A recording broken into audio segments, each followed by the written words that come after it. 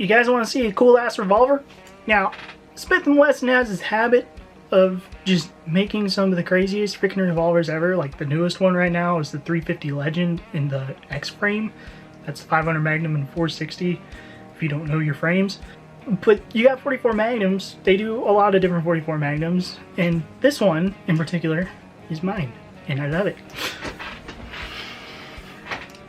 This is a 629 competitor, 44 Magnum.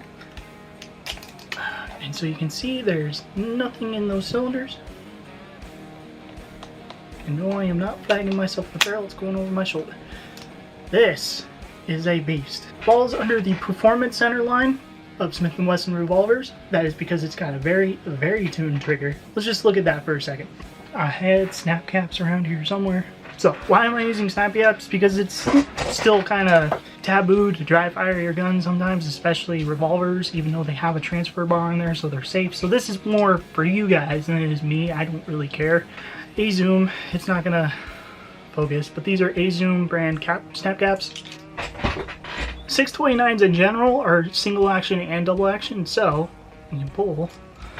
This is your double action trigger pull. Not bad. Or your single action, which the hammer is beautiful. Now watch how I barely breathe on this trigger.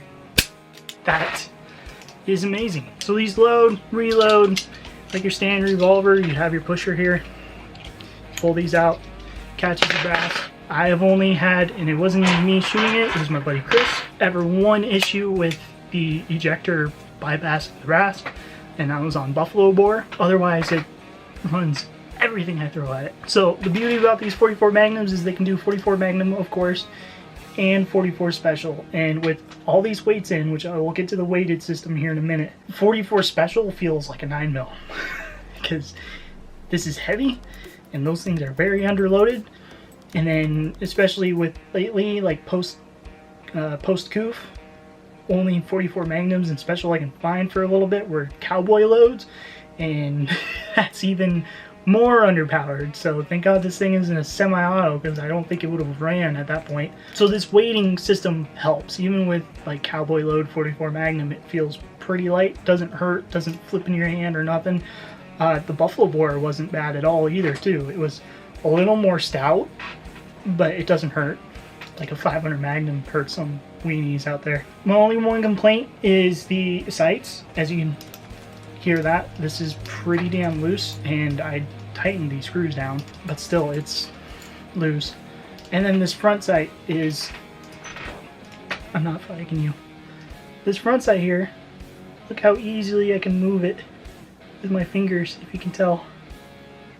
So I try to keep it as dead center as possible, but there are plenty of times where I get out to the range and I'm going, why is this shooting way left or way right? And look down and realize because the sight is off to the left or way off to the right. It just slides on its own. There are plenty of replacement parts out here if you don't want to keep this stock. I have a set of high-vis Today, Junior! What are those sights called? More high-vis sights. I am throwing the dumbest brain part right now, where they have the freaking the light bars, and I'm gonna throw a screenshot of it from my Amazon wish list, but you know, the light bars where the light hits it and it glows, and not night sights, but you know what I'm talking about. I'm just fucking being dumb, I don't know. Anyway, I'm gonna quit dicking around with that. Let's get to the weights here. As you can see, there's two ports on either side where you can see these nice chrome looking plates in there, or washers, or whatever you want to call them. They are held in by that Allen key right there. It's just one long screw that reaches down to about here in the barrel, and you can take out as many of these weights as you want. You can take them all out even if you wanted to make this a little lighter, but also in the case will come rubber spacers, so you can do like metal rubber if you wanted to, half metal half rubber. Either way, it's up to you how you want to tune this thing. That's the point of it. It is to tune it to the right load, because this is supposed to be a competition revolver.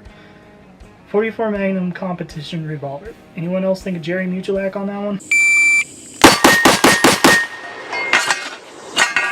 So last thing I want to show you this on this guy is you got a top rail. It's a Weaver rail for your scopes or red dots if you want to throw one of those on there.